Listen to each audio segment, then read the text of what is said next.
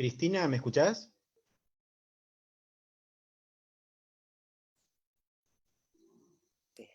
Sí, Chicos, breve que técnicamente estamos en el aire, o sea, nos están escuchando todos, así que breve.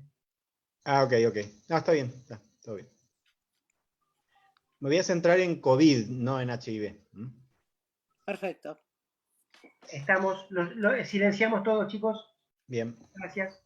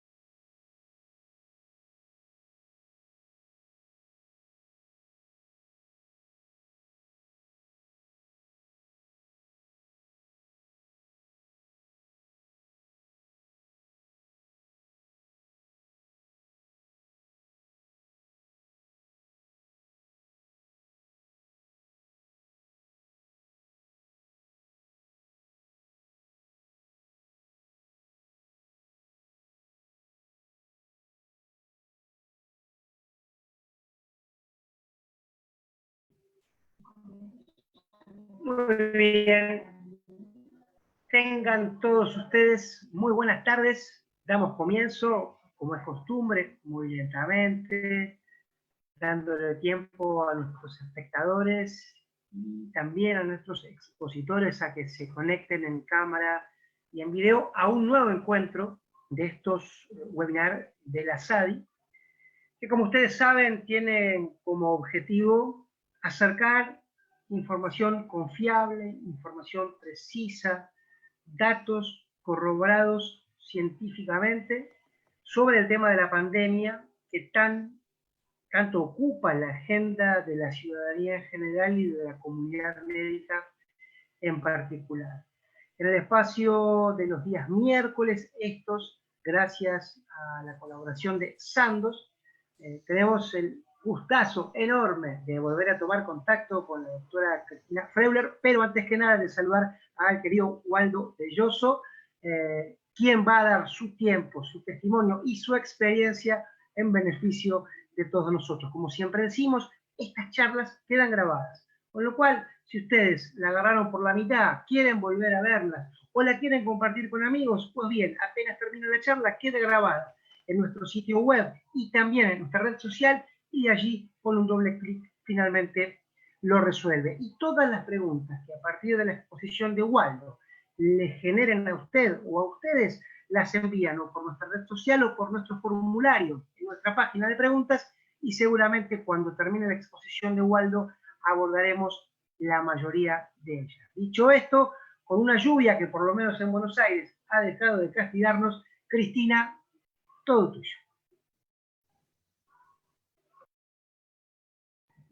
Deshabilita el micrófono, por favor, Cristina, que no te escuchamos.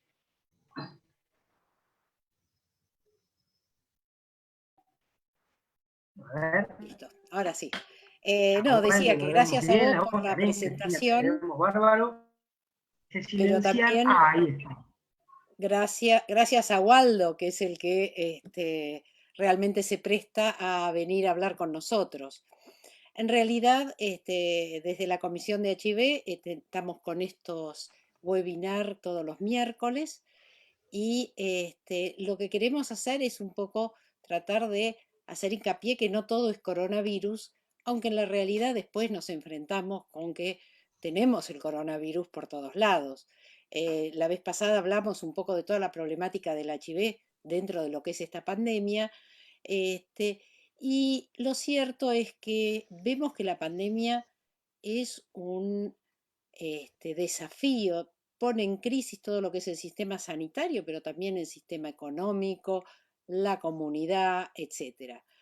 Los chinos dicen que toda crisis es una oportunidad y lo que tenemos que tener cuidado es que ante todos los problemas y cosas que nos surjan, no perdamos de vista la posibilidad de oportunidades. Por eso es que se nos ocurrió invitarlo a Waldo, porque tenemos que buscar la oportunidad de aprender de esta pandemia, de tratar de sacar algún dato. Waldo, yo creo que muchos de ustedes lo conocen, es un médico graduado con honores, especialista en infectología, como muchos de nosotros, pero además la diferencia la hace que es especialista en farmacología. Y dedicó mucho tiempo de su vida a la farmacología y lo sigue dedicando. Es profesor titular de farmacología, es jefe del área de investigaciones del italiano, ha sido subadministrador del ANMAT, y así puedo seguir diciendo un montón de cosas de él y la farmacología. Y bueno, ha aceptado hablar con nosotros sobre cómo aprovechar justamente esta pandemia y tratar de poder aprender cosas de ella. Así que, Waldo, te agradecemos mucho desde la SADI y todo tuyo para que hables. Hola Cristina, hola Diego, hola a todos los que están conectados y a los que se van a conectar en el futuro. La verdad que es un placer para mí, un enorme gusto, no solamente porque lo organiza la SADI, sino porque es un tema que me interesa particularmente. Y dado que Cristina conduce la comisión de SIDA y este es un espacio de la comisión, si bien lo que vamos a hablar hoy se focaliza en coronavirus, en COVID, vamos a ver que tiene más de un punto de contacto con el VIH. Así que, bueno, agradeciendo la presentación, vamos a intentar ya pasar a la parte de la exposición, como para poder dar después lugar a las preguntas. Voy a compartir la pantalla. ¿Me confirman si se ve bien? Sí, se ve perfecto, por lo menos yo la veo sin inconvenientes.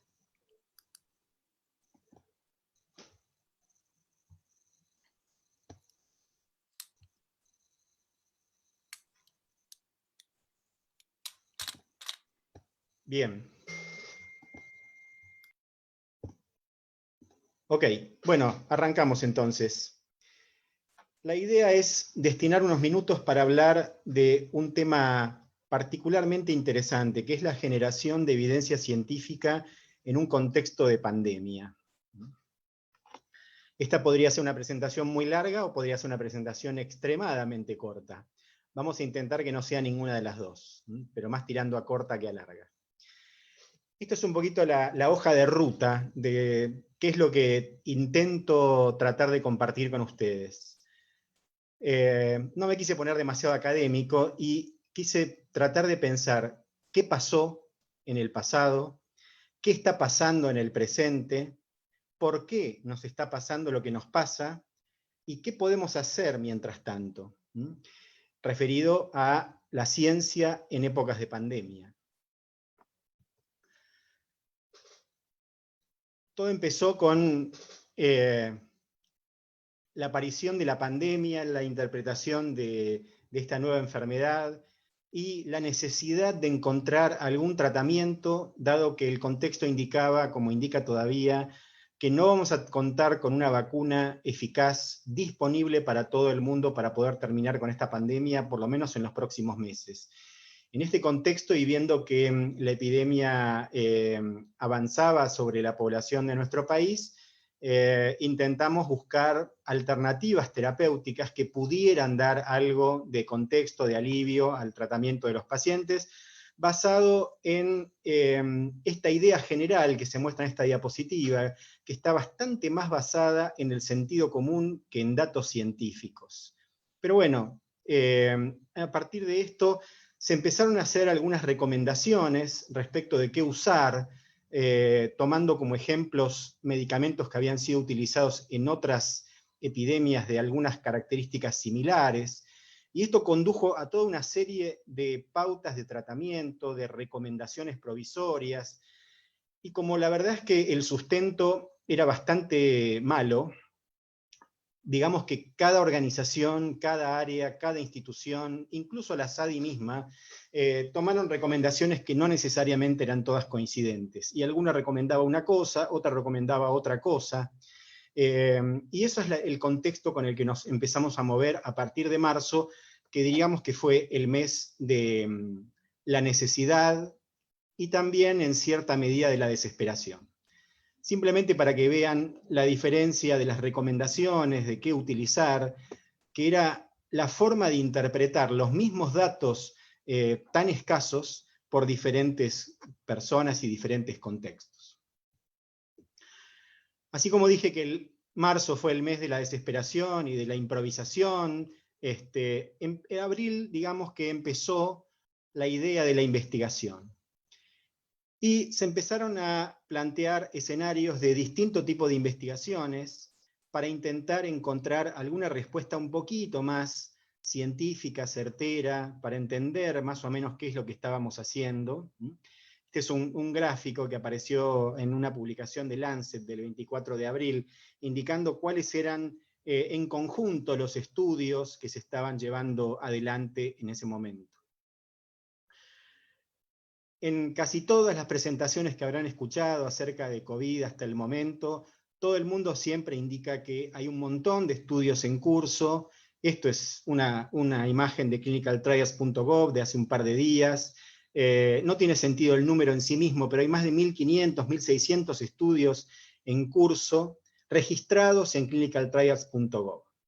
Y entonces siempre se dice, bueno, con tanto que hay disponible para leer, digamos, ¿cómo hacer para mantenerse a tono y no perderse nada de la información importante que vaya sucediendo, ¿no? Porque hay obviamente un interés muy focalizado en el desarrollo de información científica.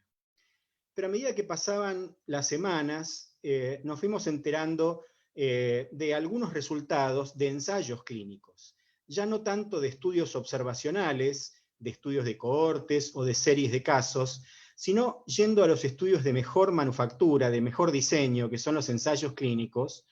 Podemos ver que si tomamos el caso del lopinavir-ritonavir, que fue tal vez el primer ensayo clínico que se publicó, en una velocidad básicamente récord, vemos que no había diferencia entre el uso de lopinavir-ritonavir y el control. O sea, era un estudio de resultado negativo.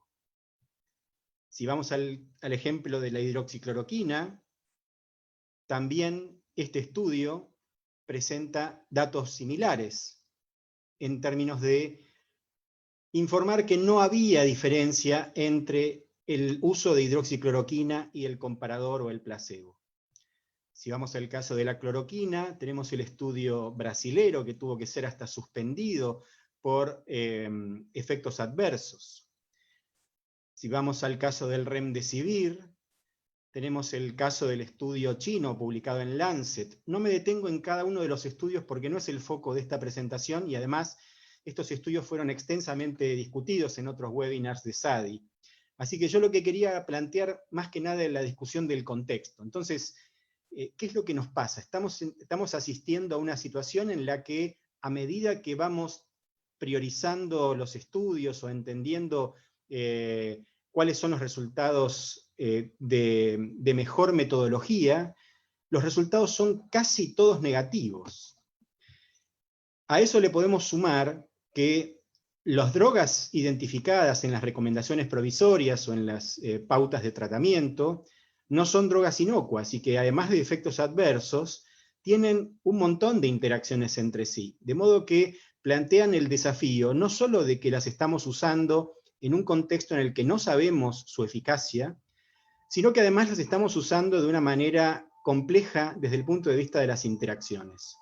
Entonces, vale la pena detenerse un minuto y preguntar si lo que estamos haciendo realmente está bien y qué es lo que podríamos hacer mejor.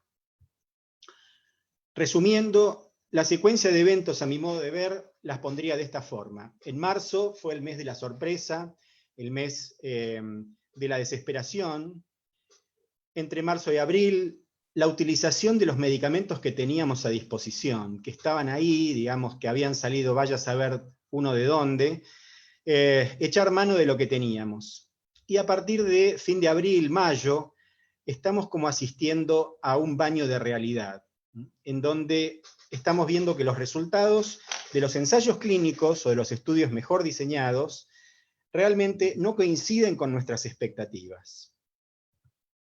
Entonces la pregunta que sigue es, ¿cómo llegamos hasta aquí? ¿Por qué nos pasó lo que nos pasa? ¿Por qué nos pasa lo que nos pasa? La primera de las respuestas al por qué, yo lo diría de esta forma. Hacer ciencia siempre es difícil. Hacer ciencia en época de pandemias, no voy a decir la palabra, voy a decir que es más difícil. Este señor que está ahí en la fotografía es Rupert Blue. Rupert Blue fue el Surgeon General de los Estados Unidos, que es como el principal asesor del ministro de Salud y el vocero oficial de la Casa Blanca respecto de temas de salud. O sea, un tipo con un cargo muy importante. Fíjense que tuvo ese cargo entre los años 1912 y 1920, de modo que en el medio de su mandato ocurrió la influenza española, la gran pandemia mundial previa a la que estamos viviendo en este momento. Rupert Blue escribió un artículo el 14 de septiembre de 1918 en el New York Times, en el que señalaba que había otros países en donde se estaba utilizando digital y un antimalárico, qué casualidad, ¿no?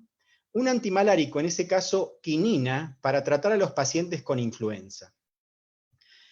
Y que él pensaba que esto parecía mejor que la canela, la grasa de ganso y las inhalaciones de sal que se usaban hasta ese momento como remedios caseros en la mayor parte de los Estados Unidos y del resto del mundo. Por supuesto que este tipo de aseveraciones llevaron a que la quinina y la digital se utilizaran de forma masiva. Afortunadamente la epidemia, por otras razones, paró más avanzado ese mismo año. Pero no tardaron en descubrirse que ni la digital ni la quinina tenían ningún tipo de utilidad contra la influenza. En este contexto, y yendo más acá, hay un científico, un académico de la Universidad de Stanford, que se llama John Ioannidis, que es un provocador, un pensador muy inteligente y muy provocador, que plantea, ¿se está generando un fiasco en este momento? ¿Estamos tomando decisiones en el contexto de la pandemia por coronavirus basados en datos que no son confiables? Uno podría tener argumentos bastante a favor de esta aseveración, ¿no? Y quiero traer esta conclusión de un estudio. Esta conclusión de un ensayo clínico que ahora les voy a mostrar, dice que un cóctel que está formado por el pánico a la pandemia, la propaganda publicitaria y la mala conducta científica pueden tornar a unas nuevas medicinas con solo muy modesta eficacia en éxitos de ventas o en éxitos del uso. Uno podría decir, bueno, ¿y esto de dónde sale? Esto sale de una epidemia bastante más reciente, que es la epidemia de gripe, la epidemia del H1N1. El año 2000, este trabajo se publicó en el año 2014 y hablaba del fiasco del Tamiflu. Muchos recordarán qué pasó con el uso de Tamiflu o oseltamivir en el contexto de la pandemia del 2009 y cuál fueron la sumatoria de conductas erróneas que tomamos de los médicos, la prensa, los gobiernos, las agencias regulatorias, las sociedades científicas. Prácticamente nadie estuvo exento de errores en la conducta de esta epidemia. De modo que el título de este trabajo, que se llama Las lecciones aprendidas, realmente a mí me deja pensando si de verdad han habido lecciones aprendidas a la luz de lo que está sucediendo con la pandemia actual. A esto tenemos que sumarle que al interés por conocer datos nuevos, se suma otro de los costos, digamos, otra de las víctimas. En este caso no es una víctima ni personal, ni humana, ni económica, sino que es una víctima intangible de esta epidemia, que es la rigurosidad científica.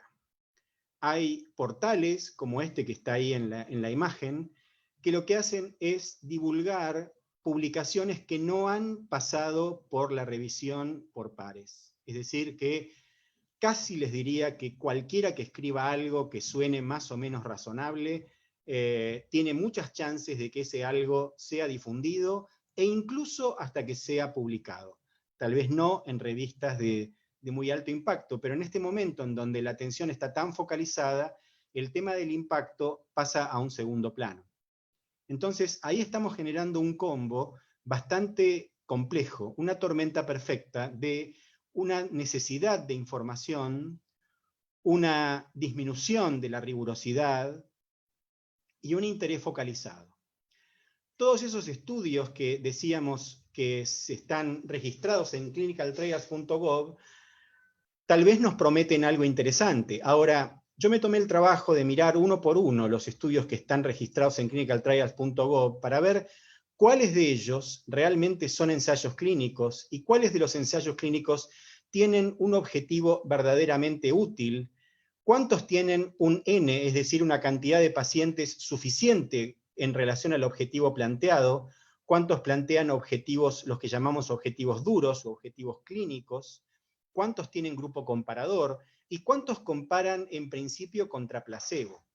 Este es un punto que no es menor, porque en un contexto en el cual no tenemos ningún estudio que haya demostrado la utilidad incontrovertible de un tratamiento farmacológico versus el placebo, es muy importante que las comparaciones se hagan con placebo, y esto no es antiético. Lo que es antiético es no permitir el uso de placebo cuando no existe un tratamiento estándar. Y para darles más datos respecto de qué es lo que está registrado en clinicaltrials.gov, y tómenlo esto como casi un recreo, pero es de verdad, les quiero mostrar algunos estudios clínicos que son dentro de esos 1.600 que les conté que estaban registrados.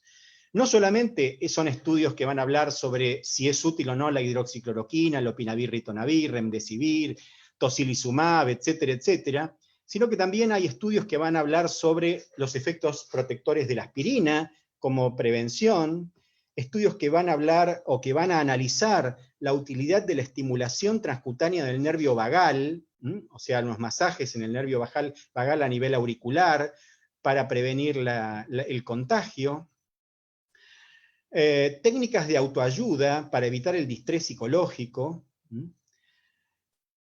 la utilidad de la dieta cetogénica en pacientes que están con neumonía por COVID, la efectividad de ejercicios basados en videos para adultos jóvenes para evitar el aburrimiento, ejercicios de yoga acompañados por regulación de la respiración, este es un estudio patrocinado por El Arte de Vivir, la utilidad de la miel y la nigella sativa, que es otra planta, para la utilidad de la prevención del COVID-19, un estudio muy interesante de Pakistán que evalúa la estrategia comparativa de distintos productos utilizados en forma de gárgaras, y este es el que más me gusta, el más interesante de todos. Hay un estudio, y esto les aseguro que es verdad, que está dentro de los registros de clinicaltrials.gov, que va a evaluar la utilidad de rezar por las personas que están en terapia intensiva.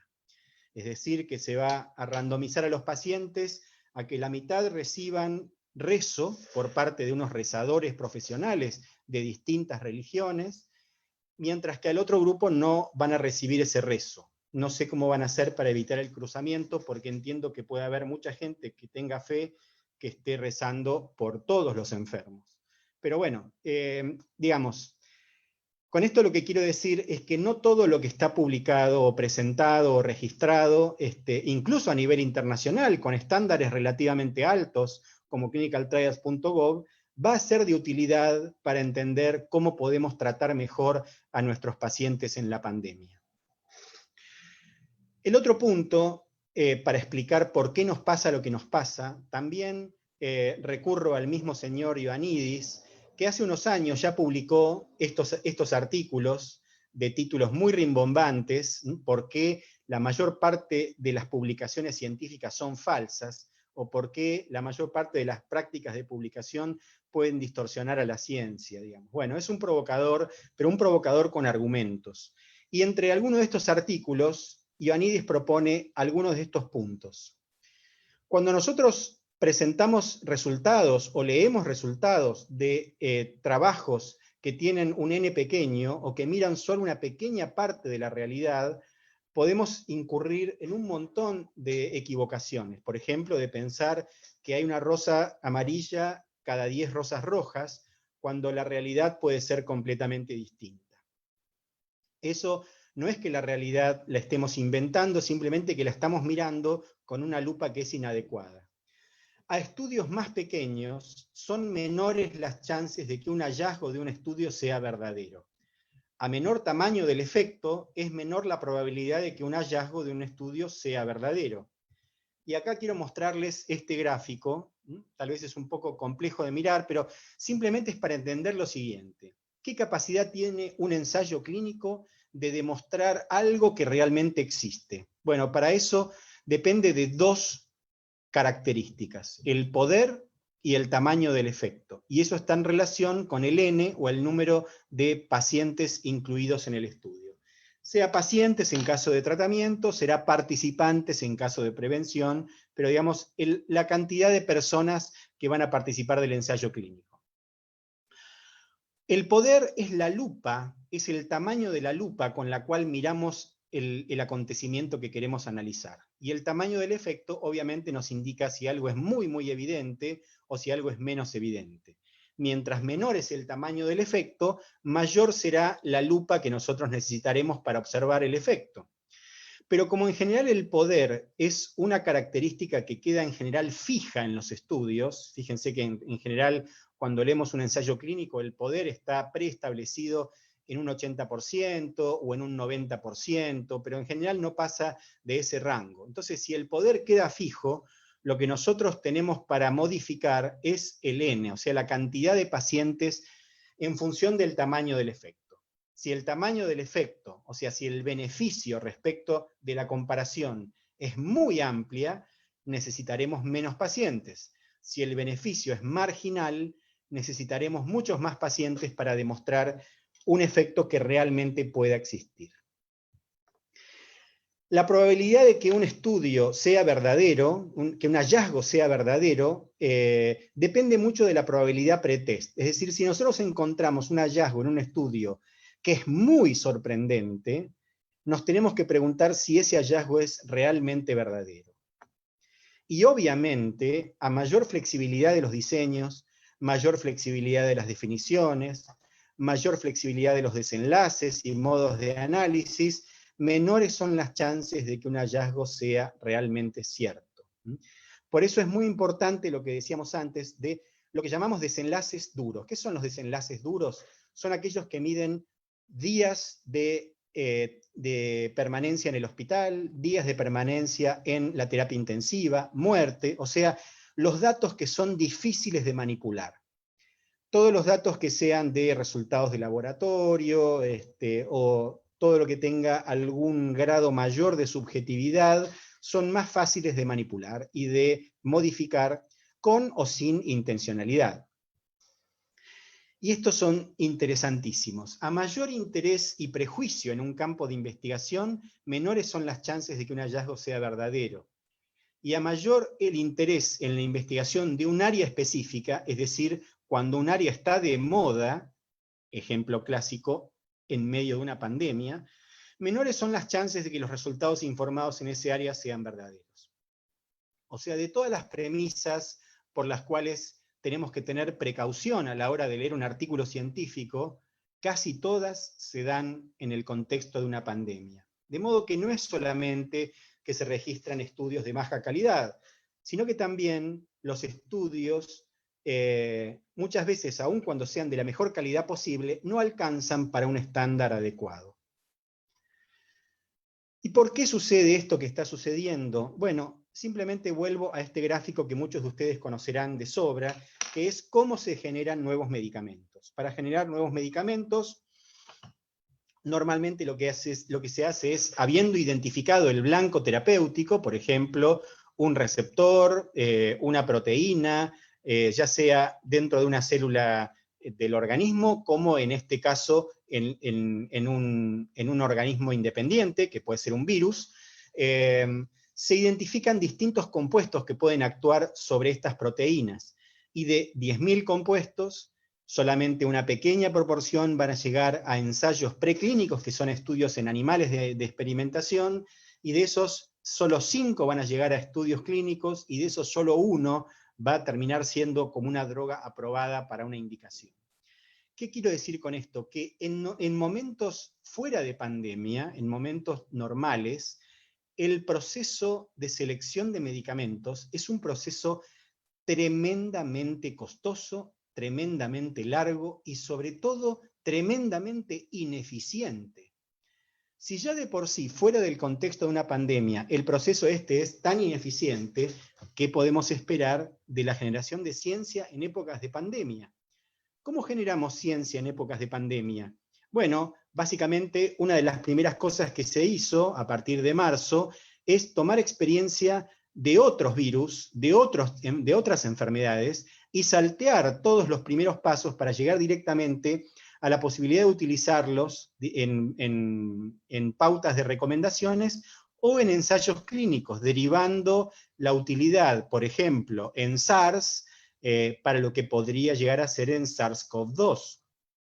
Pero claro, no necesariamente por el hecho de de ser parte de la misma familia o de tener mucha relación en cuanto a su estructura genética, un virus es igual al otro. Yo les podría decir, yo tengo sobrinas trillizas, son de la misma familia, están genéticamente relacionadas, pero yo no me atrevería a plantear que lo que quieren de la vida o lo que necesitan cada una de ellas es lo mismo. Bueno, lo mismo sucede acá, digamos. ¿Cuál sería la chance de que nosotros tomando medicamentos, como lo hemos hecho, a partir de otras enfermedades, tengamos éxito en el tratamiento del SARS-CoV-2? Bastante poco probable, ¿no? A eso le sumamos lo siguiente. La otra posibilidad fue, como no tenemos tiempo de pasar por todo el proceso de desarrollo de nuevos medicamentos, porque la epidemia no nos lo da, entonces no podemos tomar compuestos farmacológicamente nuevos. Entonces vamos al Arcón y tratamos de buscar compuestos que ya estén siendo utilizados en otras patologías. Eso es lo que se llama reposicionamiento de fármacos.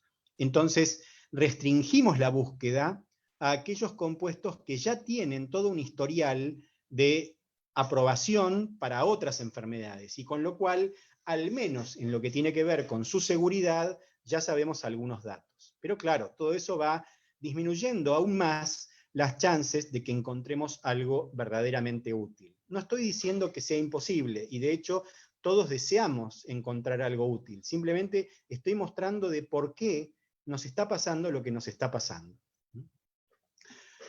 Con esto lo que quiero decir es que es verdad que hay mucho interés, es verdad que hay muchos estudios registrados, pero no tengo la menor duda de que lo que hay es insuficiente y que necesitamos más, pero sobre todo mejores investigaciones.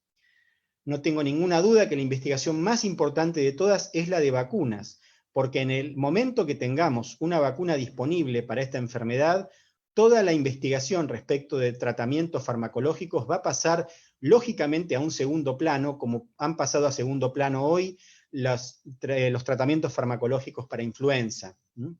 Pero claramente yo creo que existe una necesidad de analizar combinaciones de fármacos, cosa que está muy subrepresentada en los estudios que están registrados en clinicaltrials.gov.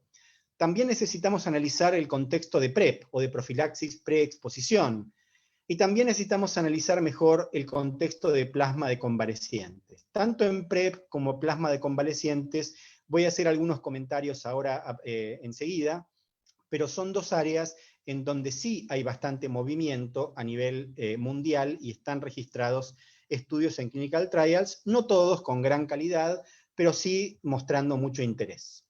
A partir del conocimiento del ciclo vital del virus, podemos identificar blancos potenciales de acción para distintos fármacos, para no quedarnos solamente con la inhibición de la proteasa, que fue lo primero que se tuvo a mano a partir de la experiencia que había sucedido con lopinavir-ritonavir en el contexto de SARS. A eso se sumó después la hidroxicloroquina, que en realidad actúa a nivel de las vesículas lisosomales, pero hay varios otros blancos potenciales de acción de fármacos. Y para eso tenemos un mecanismo de prueba de cuáles podrían ser candidatos para distintos blancos cuya estructura tridimensional se identifica, que es el proceso de docking o de anclado de moléculas. Les voy a mostrar en un minuto un video que muestra cómo es este mecanismo del docking molecular a partir de la identificación de un blanco proteico en una estructura. En este caso podrían ser las proteínas, tanto las proteínas estructurales como las proteínas no estructurales del virus SARS-CoV-2.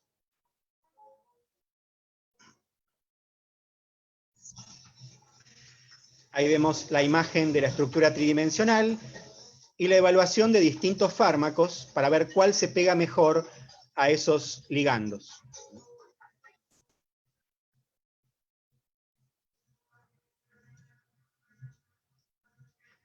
A partir de la identificación de uno o los fármacos mejores candidatos, se puede en todo caso pensar en hacer pequeñas modificaciones para encontrar la molécula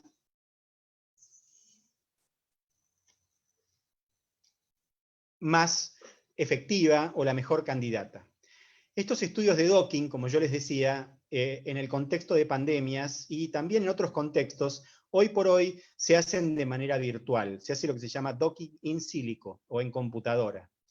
Nosotros estamos trabajando en conjunto con investigadores básicos de la Universidad Austral, haciendo un estudio de docking, nosotros y muchos otros grupos colaborativos en el mundo, pero es simplemente para darles alguna idea de cómo se puede ampliar la base de sustentación de los ensayos clínicos de posibles compuestos. No estoy diciendo que estos compuestos sean útiles, simplemente estoy diciendo que son buenos candidatos para analizar. Fíjense que analizando distintos blancos de la estructura del coronavirus, ya sea blancos proteicos o sus genes codificantes, podemos reconocer varios ligandos y entender que sobre la proteasa principal del coronavirus, no solamente ritonavir y lopinavir son útiles, sino que también son útiles drogas como el candesartán, que nosotros estamos analizando en este momento para un potencial tratamiento en el futuro. Drogas como la daptomicina actúan sobre la proteína spike, drogas como la ribavirina y el tenofovir actúan sobre la polimerasa, sobre la RNA polimerasa RN dependiente, de modo que a partir de estos estudios de docking nosotros podemos interpretar que hay varios más candidatos como para poder analizar cuáles de ellos justificarían llevarlos a un ensayo clínico. Estamos justamente nosotros en este tipo de procesos. Por otro lado, les comentaba respecto del plasma. El plasma es una de las estrategias terapéuticas de más interés en este momento, y del plasma de convalecientes no solamente se ocuparon grupos científicos, sino que también agencias regulatorias como la FDA sacó sus recomendaciones para el uso de plasma de convalecientes, e incluso a nivel nacional el ministerio sacó lo que esta disposición denominada Plan Estratégico para regular el uso de plasma de convalecientes de COVID-19 con fines terapéuticos. Después podemos dejar para el momento de las preguntas, pero bueno, lo que está manifestando esto es que hay interés en el tema. ¿Cuáles son los principales desafíos para el uso de plasma de convalecientes? En primer lugar, reconocer que más allá de que sea interpretado como una política pública, nunca debemos perder de vista que se trata de una aproximación terapéutica experimental y que nadie sabe todavía su real utilidad. Hasta ahora lo que hay, exactamente lo mismo que sucedió con las drogas que se usan, con los antivirales, son datos de series de pacientes, datos que son poco menos que anécdotas. De modo que lo que se debe hacer es un estudio, un ensayo clínico realmente bien hecho, con un comparador adecuado. Otro de los desafíos es cuál es la oportunidad de la aplicación, para no irnos muy avanzado en el contexto de la enfermedad, ni tampoco demasiado precoz. ¿Cuál sería la dosis? Y que eso se va a poder analizar una vez que podamos disponer de una medición adecuada de anticuerpos, ya sea anticuerpos totales o anticuerpos neutralizantes. ¿Y cuáles son las formas de realizar la aféresis de mejor manera o de seleccionar mejor los candidatos a donar? En este contexto, nosotros también estamos participando de una iniciativa multicéntrica, de un ensayo clínico que compara la utilidad de plasma de convaleciente contra placebo, que es solución salina, para pacientes con neumonía por COVID-19, con una randomización asimétrica 2:1, y dado que no hay hasta el momento ninguna comprobación de eficacia de los antivirales, los pacientes pueden estar recibiendo alguno de los antivirales habituales. En este momento este estudio está abierto, ha sido notificado a la Dirección de Hemoderivados del Ministerio, ha sido aprobado por comités de ética y está actualmente en curso con la capacidad de incorporar nuevos centros. También lo hemos subido a clinicaltrials.gov, es el único estudio de plasma que está subido a clinicaltrials.gov proveniente de la Argentina. El otro contexto interesante para comentar algo es el contexto de PrEP, o de profilaxis preexposición. Si bien profilaxis preexposición es un concepto que conocemos mucho en la terapéutica antiinfecciosa, se volvió mucho más popular desde que lo aprobamos para VIH, desde que se empezó a utilizar para VIH. Por eso decía que aquí también hay puntos de contacto con VIH. Y esta estrategia de profilaxis preexposición obviamente tiene que estar seleccionada para las personas de mayor riesgo de contagio. En términos generales, hoy por hoy, todas las iniciativas de PrEP están orientadas a personal sanitario, aunque también podría pensarse para otras poblaciones de muy alto riesgo, dado que vemos la concentración de la epidemia en algunas poblaciones en nuestro país. Hoy por hoy, en Clinical Trials hay más de 75 iniciativas que exploran la estrategia de la profilaxis preexposición, la gran mayoría de ellas con hidroxicloroquina o combinaciones. Y aquí también les quiero comentar que nosotros estamos promoviendo con SADI, desde SADI, un estudio que se llama COVID-PrEP, que tiene el patrocinio de SADI, en el cual vamos a incorporar a 1.500 trabajadores de la salud de todo el país, de hospitales de todo el país, para hacer un ensayo clínico aleatorizado, 1 a 1, de tenofovir FTC contra placebo. Les comentaba antes que tenofovir es un inhibidor de la replicasa, o sea, de la ARN polimerasa ARN dependiente del coronavirus, que es una enzima que tiene varias similitudes estructurales con la transcriptasa inversa del VIH. Esto se está probando en algunos estudios, tanto de tratamiento como de prevención, entre ellos el estudio EPICOS, que está realizándose en España. Pero bueno, plantea una estrategia interesante de abordar, sobre todo porque tenofovir, y fundamentalmente TAF, es una droga cuya seguridad está bien demostrada en personas sanas, que es donde apunta la utilización en el contexto de PrEP, y ha sido extensamente probada en el contexto del VIH, de modo que salimos con esta ventaja. El estudio nuestro plantea la randomización 1 a 1 de TAF-FTC contra placebo. Les tengo que decir que ya por suerte, gracias a la colaboración del laboratorio Richmond, hemos recibido la colaboración para contar con toda la medicación que se necesite para el estudio, y no solamente eso, sino también con todo el placebo. Y el estudio plantea un tratamiento de 3 semanas de duración, y está en este momento el protocolo terminado en evaluación ética, y también con la posibilidad de incorporar centros. Estén atentos porque vamos a lanzar una convocatoria desde SADI, desde fines de esta semana o principios de la semana que viene. Por último, ¿qué hacer mientras tanto? ¿Cómo por un lado, bueno, generar estudios lo mejor que podamos, y más allá de generar estudios, ¿qué hacemos con la lectura? ¿Cómo seleccionar en lo que tiene que ver con terapéutica? Bueno, y aquí también quiero volver a remitirme a los clásicos. Hace ya 40 años, el gran epidemiólogo David Sackett, que fue uno de los padres de la medicina basada en la evidencia, publicó un artículo que se llamaba ¿Cómo leer un artículo médico? A partir de ahí hubo otras publicaciones, entre ellas esta que es una de las más conocidas, que es este libro de Cómo leer un paper. Entonces, basado en esto, yo quiero plantearles, y esto no deja de ser solamente una opinión personal y está sujeta a todo escrutinio y a cualquier sugerencia y controversia que pueda plantearse, yo creo que tenemos que seleccionar de todo lo que se publica solamente estudios comparativos, hablando de terapéutica, ¿no? Solamente estudios comparativos, preferentemente ensayos clínicos. Yo creo que ya a esta altura no tenemos que leer más series de casos, sobre todo series de casos de pocos pacientes, no nos generan más que confusión. Idealmente comparado contra placebo, por las razones que antes manifesté y que estoy dispuesto a defender en caso de que haya alguna pregunta.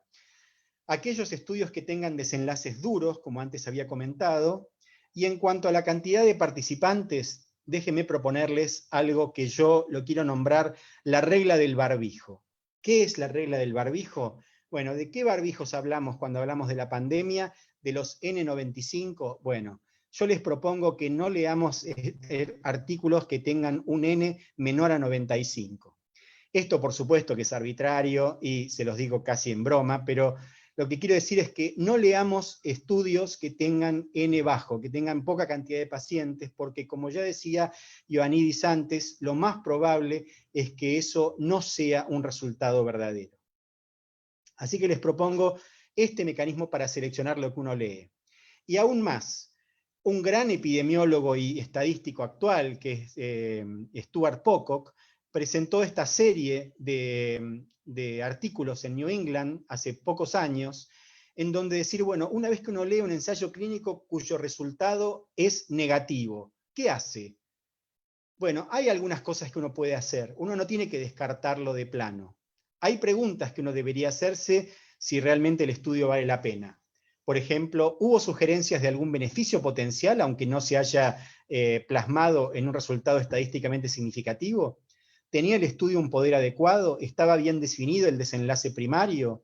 ¿Estaba bien seleccionada la población? ¿Estaba bien definida la población? ¿Hubo errores en la conducción del estudio? ¿Tiene valor la demostración de no inferioridad, ya que no hay demostración de superioridad? ¿Hubo algún subgrupo en el cual el resultado potencialmente haya sido positivo, a pesar de que el resultado completo no lo sea? ¿Hay objetivos secundarios con resultado positivo? ¿Se justifican análisis alternativos? Y existe una fuerte plausibilidad biológica a favor de la intervención. Es decir, simplemente lo planteo esto para decir, bueno, aprendamos a hacer lectura crítica, y si bien el estudio negativo es mucho más informativo que el estudio positivo, aún con los estudios negativos uno puede volver a plantearse aún más preguntas. Y si el estudio es positivo, bueno, ahí sí, con más razón aún, uno tiene que exigirle cosas a ese estudio de resultado positivo, a un ensayo clínico de resultado positivo. Por ejemplo, el p-valor de 0.05 brinda evidencia suficiente, o sea, es estadísticamente significativo, pero ¿es clínicamente significativo? ¿Cuál es la magnitud del beneficio? ¿Se justifica tratar a los pacientes para encontrar este efecto que se encontró en este ensayo? ¿El desenlace primario es clínicamente relevante? ¿Los desenlaces secundarios dan resultados consistentes? ¿Hay consistencia entre subgrupos? ¿El estudio tiene un tamaño suficiente para ser convincente? Etcétera, etcétera. Hay varias cosas que uno puede exigirle aún a los estudios que dan resultado positivo, o tal vez aún más a los estudios que dan resultado positivo, para tratar de seguir haciendo la mejor ciencia posible, aún en épocas de pandemia. Para terminar, simplemente dos opiniones publicadas, una en Lancet y otra, una en JAMA y otra en New England Journal of Medicine en los últimos días. Una es el dilema en el cual nos desenvolvemos en el contexto de pandemias, que es el dilema de qué hacer con lo que se va, con lo que se va publicando. Exploración versus explotación. Explotación es utilizar los recursos que hoy contamos. Exploración es explorar lo nuevo. Hoy por hoy estamos permanentemente en el tira y afloje, en la controversia de qué hacer. Tratamos de usar lo que ya tenemos, tratamos de poner foco en lo nuevo, tratamos de desarrollar lo nuevo más rápido. Y por último, la editorial de Jerry Aborn de New England, que es imperdible, que es el contexto de evaluación de drogas nuevas en el contexto de la pandemia, que termina con esta frase: ya esta pandemia ha dado muchas consecuencias negativas, mucho daño, ha causado mucho daño. La pérdida de la confianza del público en general en la forma con la cual los médicos usamos nuestros medicamentos no debiera ser una de las pérdidas adicionales que tengamos en esta pandemia. Muchísimas gracias por su atención y quedo atento a las preguntas. Muchas gracias, Waldo. Te escuchábamos atentamente. Privilegios que tenemos los que participamos de la SADI, y como siempre decimos, no estudiamos, pero aprendemos tantos de ustedes, y el valor de la información precisa, ¿no? Entre ustedes y los médicos ni que hablar, pero con la comunidad en general, el daño que hace la llamada infodemia, de la que alerta la Organización Mundial de la Salud, es tremendo. Cristina, ahí te vemos. Te pido que te habilites el micrófono, nos queda un espacio de 10 minutos de preguntas, y veo, Cristina, ahí que también hemos recibido varias que compartiste por nuestro chat interno. Si te parece, puedes acercárselas a Waldo. Dale, todo tuyo, arrancamos. No, la pregunta que yo me hacía era un poco que si no hay un tratamiento efectivo, y sabemos que el plasma de convaleciente es algo, lo sabemos por la fiebre hemorrágica argentina, que tiene pocos efectos adversos, hay algo que dice que podría ser efectivo, ¿cuál es la ética de administrar un placebo? Sí, pero el punto es el siguiente, Cristina. Así como está la experiencia bien conocida de la fiebre hemorrágica, hay otras experiencias más cercanas, por ejemplo, del uso de plasma de convaleciente en el contexto de SARS, o el uso de plasma de convaleciente en influenza, en donde el tratamiento no demostró ser eficaz. Entonces, es verdad lo que vos decís, que el tratamiento es bastante seguro, pero implica como mínimo la disponibilidad de un equipo de aféresis y de una transfusión, y de un gasto operativo que no es menor en un paciente que tiene que estar necesariamente internado, hacer la logística de la donación, etc. Entonces, esa es la situación en la cual se justifica la evaluación inicial contra un placebo. Es verdad, a partir de lo que vos decís también, que nosotros modificamos el diseño original del ensayo para poder hacerlo en una randomización asimétrica 2-1 y que los pacientes tengan más chances de recibir de recibir plasma que de recibir placebo. Pero creo que el uso de placebo está justificado y así por lo menos lo han entendido los comités de ética que han analizado la propuesta hasta el momento. Estoy totalmente de acuerdo con vos, hice la pregunta un poquito a propósito, porque creo que si no hacemos con placebo, si no hacemos estudios doble ciego, nunca vamos a tener ninguna respuesta clara y precisa. De todas maneras, un poco leyendo lo que dice el ministerio, que es más un estudio compasivo, del que quizás podamos sacar datos siempre y cuando tengamos Ns enormes. Entonces quizás ahí sí podemos sacar algún dato. Este, la pregunta sería si no deberíamos pensar en hacer dobles ciegos en los pacientes moderados y en el paciente que ya está muy grave, muy avanzado, entrar dentro de estos compasivos, ¿no? Sí, sí, estoy completamente de acuerdo con tu idea. De hecho, el diseño del estudio lo planteamos para pacientes que no están todavía en terapia intensiva, porque es el momento en el cual teóricamente tienen mayor utilidad la administración de anticuerpos exógenos.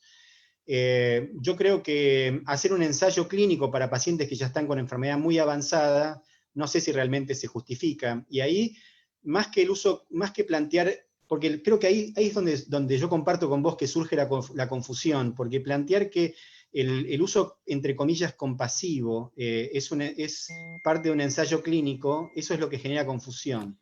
Yo creo que el contexto en el cual se utilizaría el plasma es el contexto de rescate, es el contexto, del mismo modo que utilizamos medicamentos de manera off-label. Y eso está dentro de las posibilidades y de las capacidades que tienen los médicos tratantes para usar lo que disponen a su mejor saber y entender para beneficio del paciente. Perfecto, gracias. Última pregunta y después dejo, no sé si otras para otros. Pensando en que hay un montón de gente escuchándonos, si alguien quiere sumarse al estudio ¿cuál es digamos, el soporte financiero, etcétera? Supongo que hay algo para que la gente pueda sumarse alegremente. Sí, sí, es una excelente pregunta y obviamente que un estudio de esta magnitud, si no tiene un soporte financiero, no va a poder suceder. Nosotros estamos, por un lado ya tenemos algunos fondos asegurados, nosotros ganamos ya un subsidio y estamos en carrera para otros 2 subsidios internacionales, y bueno, a partir de esos datos se van a conocer a fines de esta semana y a principios de la semana que viene, así que ahí vamos a saber concretamente si podemos financiar el estudio completo. Lo que tenemos hoy nos alcanza para arrancar el estudio. De hecho, el estudio ya arrancó y ya tenemos gente que ha donado, tenemos los primeros litros de plasma y estamos analizando con el laboratorio de la doctora Andrea Gamarnik en el Instituto Leluar el título de anticuerpos. Así que estamos casi listos como para infundir a nuestros primeros pacientes. Excelente. Bien, Waldo, la verdad que había muchas preguntas, así que Cristina, te anticipaste muy bien lo que es la inquietud de la mayoría de las personas que están conectadas con esta webinar sobre ese tema. Y también muchas preguntas respecto al tema de los anticoagulantes en COVID-19. ¿Qué podemos decir al respecto? Mira, el tema de los anticoagulantes surge a partir de una de las hipótesis que más ha circulado últimamente en el contexto de esta pandemia. Ahora, yo quiero hacer la siguiente observación. Por un lado, el uso de antitrombóticos, anticoagulantes, es una práctica relativamente frecuente para pacientes en estado crítico en terapias intensivas. Primer punto, de modo que hay muchos terapistas que ya están bastante habituados a utilizarlo. De hecho, la trombosis es como la vía final común de muchas enfermedades. Ahora, eso no necesariamente significa que administrar antitrombóticos o anticoagulantes de manera precoz vaya a evitar el curso de progresión de la enfermedad, porque así como se ha probado en otras enfermedades y no ha tenido éxito, del mismo modo también deberíamos probarlo en esta. Hay algunas iniciativas registradas en Clinical Trials, por ejemplo, de estudios que quieren plantear eso de la manera correcta, digamos, en el contexto de un ensayo clínico. Pero bueno, la medicina no es solamente ciencia, es ciencia y arte, pero la parte que tiene de ciencia es una ciencia fáctica. Eso significa que hay que probar las hipótesis. Las hipótesis no sirven a menos que alguien las demuestre. Entonces, lo que estamos esperando para el tema de la anticoagulación es que se pueda demostrar la hipótesis. Mientras tanto, yo me remito al lema, tal vez la sociedad científica más importante del mundo es la Royal Society, donde Newton presentó la teoría de la gravedad, donde Darwin presentó la teoría de evolución de las especies. El lema de la Royal Society es nullius in verba. Eso significa en palabras de nadie. Lo que tiene de lindo la ciencia es que lo que yo pueda decir vale lo mismo que lo que pueda decir cualquier persona, el más encumbrado y cualquier persona de la calle. Lo que hay que hacer es demostrarlo. Muy bien, Waldo. Y la última de tantas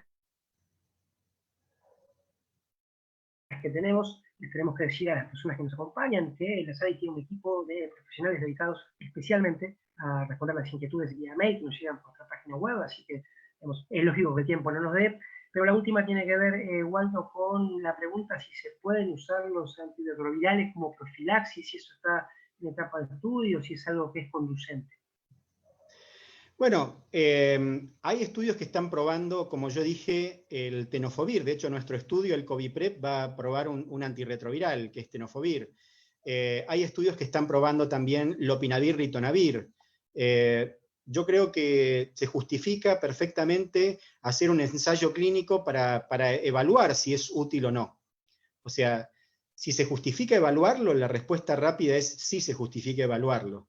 Si se justifica usarlo hoy, no, porque no tenemos evidencia todavía demostrada.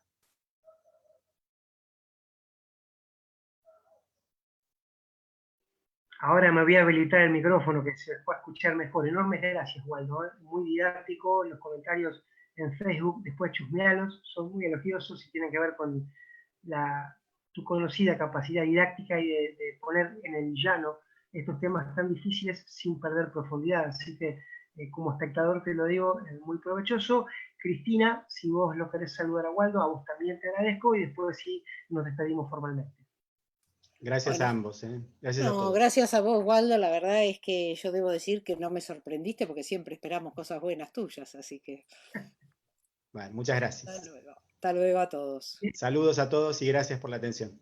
Y esto lo digo yo, tenemos los mejores, así que los encontramos en el próximo webinar. Gracias por acompañarnos y gracias a Sandoz, el laboratorio que posibilitó este encuentro. Será hasta la próxima cita. Buenas tardes.